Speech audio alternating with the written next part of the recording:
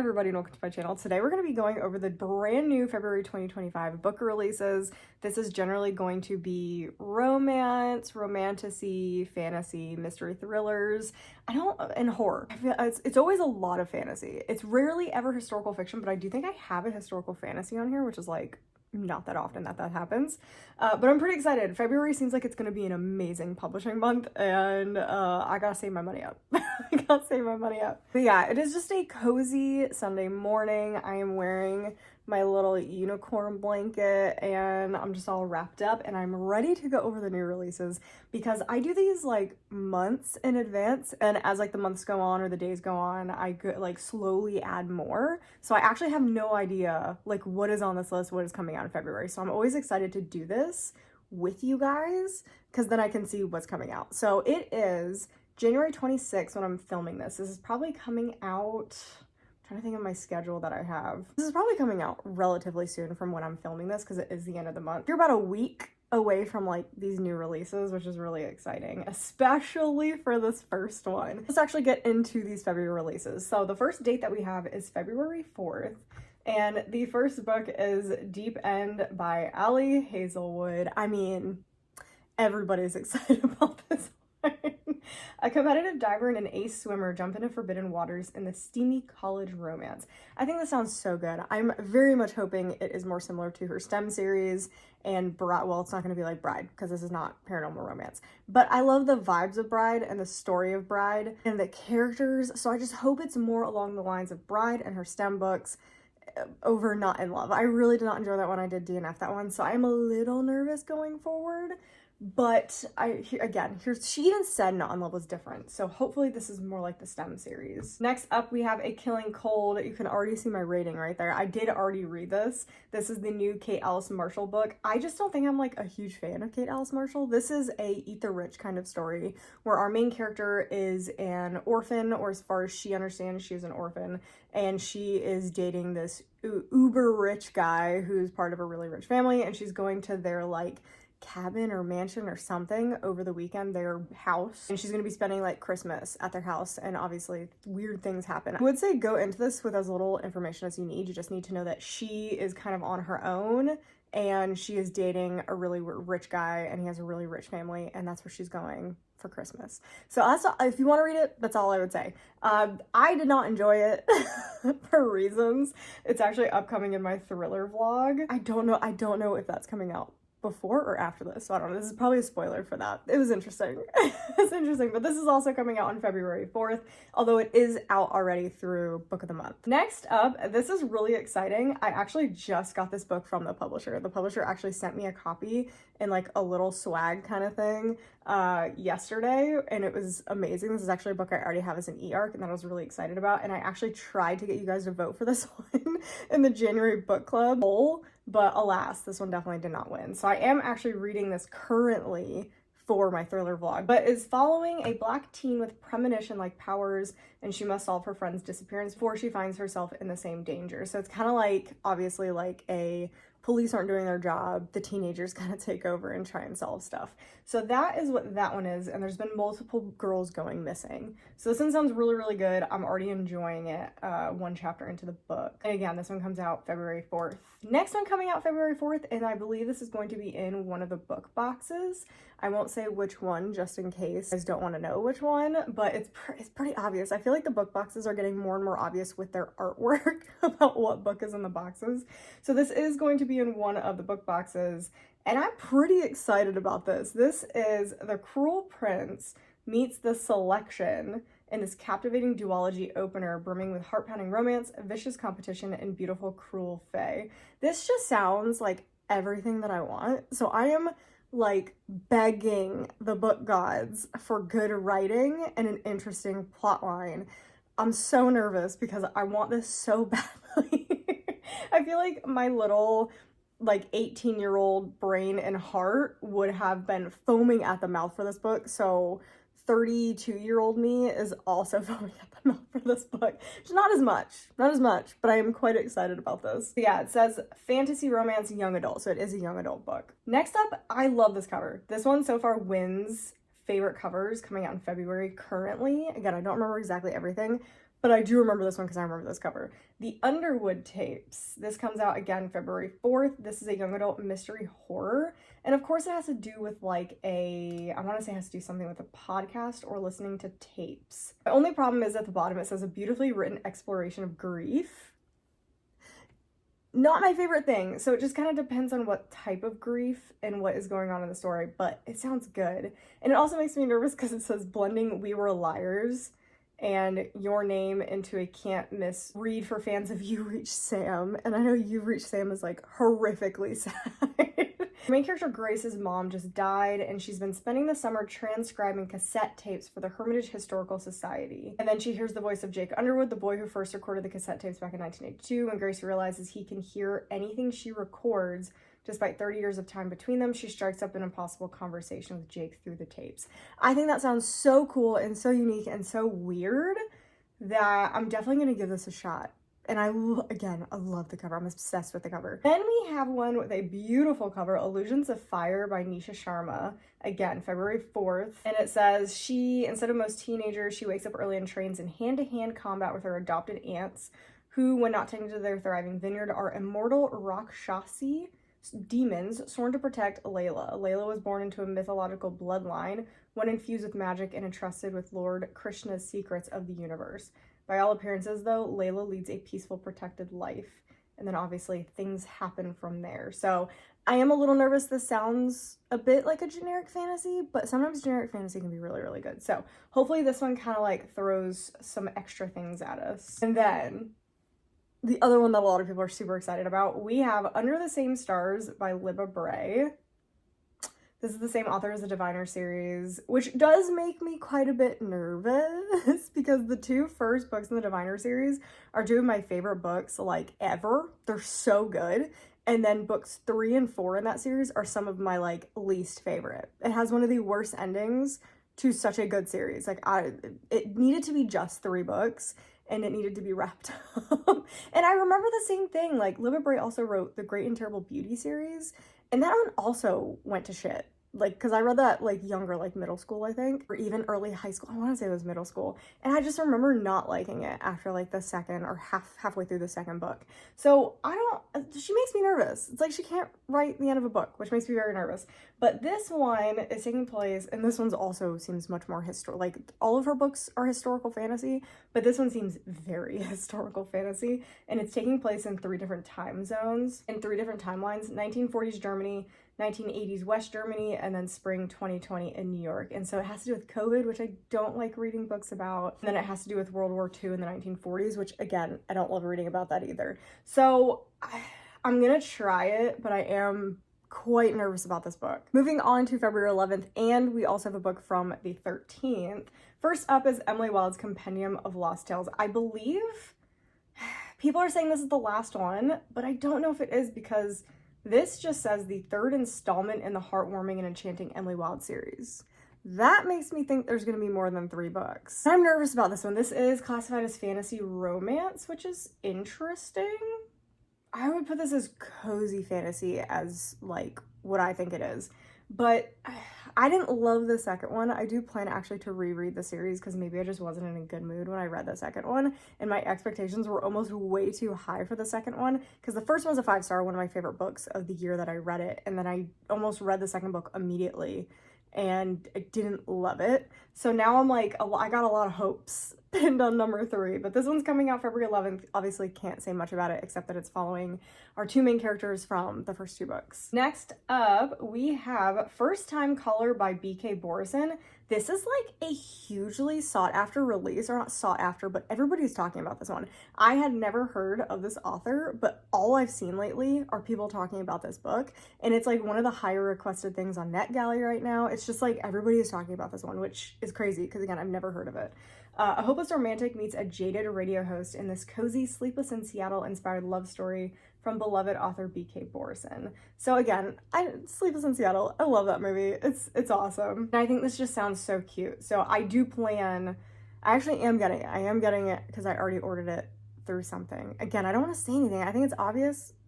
things, but I don't want to spoil any book boxes or anything. But I will be getting this in February. Next, we have a thriller that I've actually heard people talk about quite a bit, and it is You Are Fatally Invited.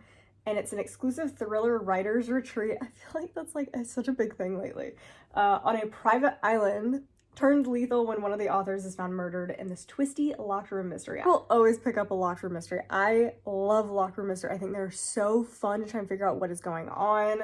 I always think they can get crazy, and I love that. And then the one that is coming out on February 13th, and oh, like I said, some of these dates are not correct. A lot of times there can be different dates for the UK and the United States, so I have tried my best to get the correct information, but sometimes they are wrong. So this one is coming out on February 13th. Hungerstone by Kat Dunn. This is a horror fantasy vampire gothic story. Lesbians, sapphic. Sounds pretty great. Sounds pretty great. Hungerstone is a thrillingly seductive sapphic romance for fans of oh no, fans of S.T. Gibson's I liked A Diary of Blood. I haven't liked anything else S.T. Gibson's written, but I liked it. I liked Diary of Blood. I gave it 3.5. And then Emily Hart's Wayward. I did not like Wayward. I think I also gave that, did I say 2.5? 2.5 or 3. I didn't love that one either. Ooh, that now makes me really nervous. Set against the violent wilderness of the moors and the uncontrolled appetite of the Industrial Revolution, Hungerstone is a compulsive feminist reworking of Carmilla, the book that inspired Dracula, a captivating story of appetite and desire. I've actually never read Carmilla. I feel like I need to. I feel like a bunch of stuff has come out lately that is inspired by Carmilla, and I have not read that one. We have 2 books coming out on February 18th, and the first one is Upon a Starlit Tide by Kel Woods. I personally don't plan on getting this one. This one actually is coming, I think, in a book box. I don't remember which one. Dark and enchanting fairy tale inspired historical fantasy combining elements of The Little Mermaid and Cinderella into a wholly original tale of love, power, and betrayal. So I think this sounds so good, but I have yet to really like a retelling like this. Like, for me, my retellings, they have to be young adult. Like, I just don't enjoy retellings that feel very like detached. Their previous retelling, which was like Hansel and Gretel or Gretel and Hansel retelling, I didn't love the writing style. It's very detached writing style, very fairy tale-esque writing style. So I don't personally think this author's writing is for me. I may be tempted to like try a sample when it actually comes out, and if I end up thinking it's interesting, maybe I'll get it secondhand, but I don't plan on getting the book box that this is coming in, just because I really did not like their first book, or I don't know if it was their debut or what, but even though it sounds great, I don't think I'll like this. I just don't. It seems too historical fiction. And then a book that I have already read and rated 5-star because I was so happy I got an ARC of this pretty much immediately after I read The Crimson Moth. The Rebel Witch. This is the second book in the Crimson Moth series. It's so good. It's so good. It follows our main characters from the first book, and it just expands upon what is going on, and it's a fantastic end to the duology. I do think the first one is better, and if you don't like the miscommunication trope, you're really gonna have issues with this book. But I think it was done really, really well, because sometimes I can really hate miscommunication, but I think it was done pretty well in this. But I loved it. I loved it. I thought it was fantastic. I highly would recommend reading this book and this duology as a whole. Moving on to our final dates, because it's the 25th and the 27th. We have the first one up is The Otherwhere Post by Emily J. Taylor. I've heard about this one a couple of times. It is a young adult fantasy mystery, which is like my favorite thing ever. Oh, it's the author of the Hotel Magnifique. I still have not read that. I will be reading that either this month or next month, because I'm working on the Owl Crate Purge vlogs. So I will be getting to this book in the next 2 months at least. This is a glittering dark fantasy about a deadly mystery that spans worlds and a teenage girl who must risk everything to uncover the truth. Our main character lost everything, including her father. Desperate to escape, she lives under a fake name, never staying in one place long enough to put down roots. Receives a mysterious letter saying your father was innocent. To uncover the truth, she poses as an apprentice for the Otherwhere Post, where she'll be trained in the art of scriptomancy, the dangerous magic that allows couriers to enchant letters and deliver them to other worlds. That sounds so cool. Okay, that sounds really, really interesting. So as long as I like Hotel Magnifique, or I'm at least like intrigued by it, I definitely might pick this up. This seems really cool. Next one up, again, I've seen a couple of times. I've been watching other people's lists of stuff coming out this year, and this is Notes on Surviving a Fire by Christine Murphy. This is a mystery thriller, even though definitely the cover of it does not look mystery thriller, but it definitely sounds like it. When Sarah's only friend in her graduate program is found dead of an alleged heroin overdose, she is forced back into the orbit of the man in their department who assaulted her, a hurtling ride of a novel darkly funny and propulsive. So this one definitely is going to be beware. This is going to be a check trigger warnings on this one. It makes me a little bit nervous, but it also sounds like it could have really, really good commentary. So we're gonna see about this one. Next up, this was probably purely a cover pick. This is Unlock the Dark. It is a young adult fantasy, potentially romantasy. Perfect for fans of Bridget Kemmerer, who I love, and Lexi Ryan, which I literally have one of their books right there. This debut romantasy standalone, do love me a standalone lately, blends an immersive world, unique magic system, and swoon-worthy romance to create an unput-downable read that explores the great and terrible lengths to which love compels us to go. Again, really didn't get anything from there, but this makes me nervous. Debut makes me a little nervous just because I've read so many debuts lately that I've not enjoyed because of, like, it's not, to me, it's not on the author, it's about the editors. Are not editing the books well enough. And then this makes me nervous because especially in fantasy, I just want a lot of world building, and the romantasy I've read lately, there is no world building. Or it's definitely like the back burner. But it looks like we've got princes and a deadly commission. We need to find a legendary scroll to save somebody. So that sounds pretty generic fantasy. Next up, one that already has bad ratings. I still haven't read Elisa Unger, but she has a couple out. I have one of her books. They never get good ratings. I still have not read one of them. I have Secluded Cabin Sleep 6, which I know people hate. I'm still gonna read it. Close Your Eyes and Count to 10. They always seem really interesting though. An extreme game of hide and seek turns deadly in this riveting new thriller. I'm trying to go into my thrillers a little bit blind, so all I need to know is a deadly game of hide and seek. So that sounds pretty cool, and I do love this cover. Finally have a horror, and actually I thought this was young adult, but I think it actually is adult.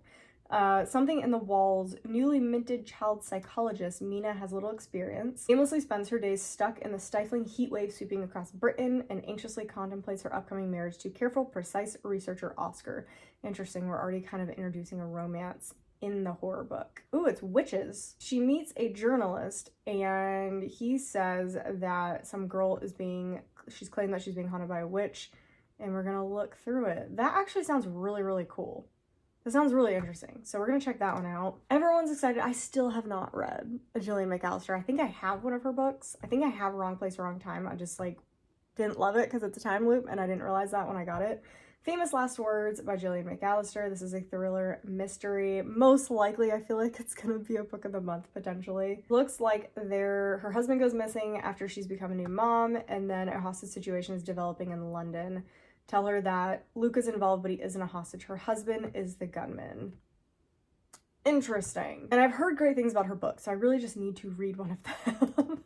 Green Teeth by Molly O'Neill. I think this is a cozy adult fantasy. So this could be great. This could be terrible for me. I'm very mixed results on my adult cozy fantasy. A tale of fae, folklore, and found family, narrated by charismatic lake-dwelling monster with a voice unlike any other. Perfect for fans of T. Kingfisher. This is what got me to this one. Lake-dwelling monster. That just sounds really cool. Like, that sounds very interesting take on things, and it's only 300 pages, which I love. So the last two are coming out on February 27th, and the first one is That'll Teach Her. This is a really interesting cover. The headmistress is dead, the circumstances are suspicious, and as every parent knows, being on the school chat can be murder. So it sounds like it could have some humor with it. That's kind of what I would expect for something like this, but we'll see. I don't know much else besides that. And then our very last one is Our Infinite Fates. This actually looks like it's going to be our January, February, March, April, our April book club pick, it seems like. This is The Invisible Life of Addie LaRue meets This Is How You Lose the Time War in this fantastical love story that defies death as two souls reincarnate through the centuries. They've loved each other in 1,000 lifetimes. They've killed each other in every one of them. That's all I want to know. That sounds fantastic. So I'm quite excited about this one. So anyway, that is everything that I have coming out in February. Obviously, there's probably stuff that I have missed. So definitely let me know down in the comments down below if I missed any that you guys are looking out for. Definitely let me know if any of those release dates are wrong or they are UK ones. I tried to look, but I could miss some things if I accidentally picked a UK release date and not a United States release date. Yeah, I hope you guys enjoyed the video. I hope you guys found some things that you're pretty excited about in February. Again, let me know down in the comments down below if there's anything you're really excited about from this list or other things. Make sure you like the video if you enjoyed it, and make sure you subscribe so you don't miss any future content, including talking about these books every month. I'll see you guys in the next one.